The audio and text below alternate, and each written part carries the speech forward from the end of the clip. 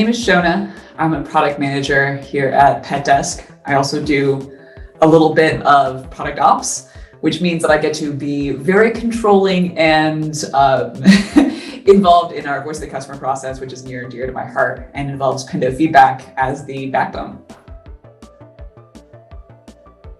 For our team, when they say I've made a Pendo or I have a Pendo, it's a Pendo Feedback request. So they've put one in either from themselves or from a customer, but their Pendo is feedback.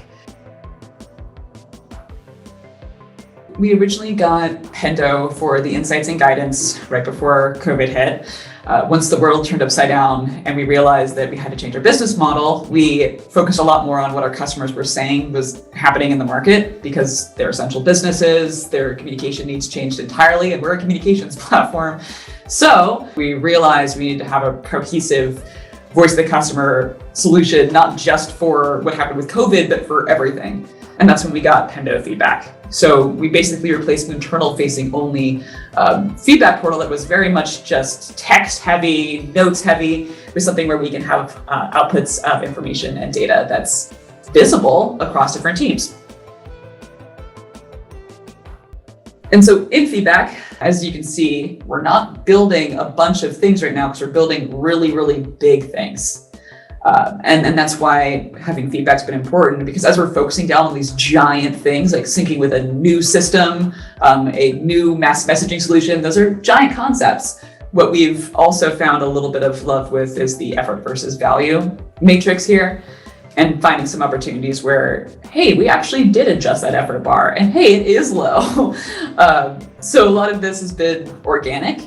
But there's been a few we've identified by hovering over certain things and realizing, oh my gosh, super high effort, but we haven't even talked with support or success on how they're talking around this issue. Most of what we're doing, it's our team talked about, like, I'm going to make a Pendo, and they're going in, they're suggesting a new idea. We'll use this one as an example. They're looking for a provider app, and that means pet care providers who work for veterinarians. For us, we could consider merging the idea if we had something more specific about a feature specific app.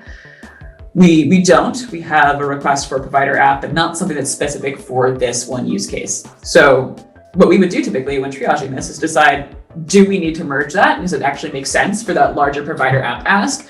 Or is this specific enough where it could live on its own? In this case, probably can live on its own. We're trying to use product areas more and more. Tags as well to find some of these general areas, and then the effort bar. So in this case, our rep has delightfully given us what she thinks is the effort, which is fun. I'd move it over here because there's both the effort in development and the effort just conceptually around this. It's a twofer. The assignee for one of these would be the product manager that would be interested in really evaluating this. We can move it to awaiting feedback. For this, we just do the changes inside of feedback and change the status. The whole team feels that there's something coming to feedback and coming from feedback, regardless of who you are. And it doesn't take a whole lot of time to back up and take care of that. It helps our team feel empowered. It helps them feel they're part of the road mapping and decision-making process. And it's incredibly useful because customers don't always know what they want, but our CS team can help us get closer to that. The visibility for that has been awesome, and it's helped the team actually remain bought in, which they were astoundingly bought in from the start, because here's an opportunity to talk to product, being able to show something that actually gets moved to planned, or that 20% of our ideas are in a planned stage at least, and what that means has been freaking awesome for our customer-facing teams. So they can feel confident about, being able to talk about our value. They can get customer votes that they know might actually be testers, which obviously makes my life easier in product as well. So it's been really good as a collaboration tool and providing visibility that we just didn't have at all before.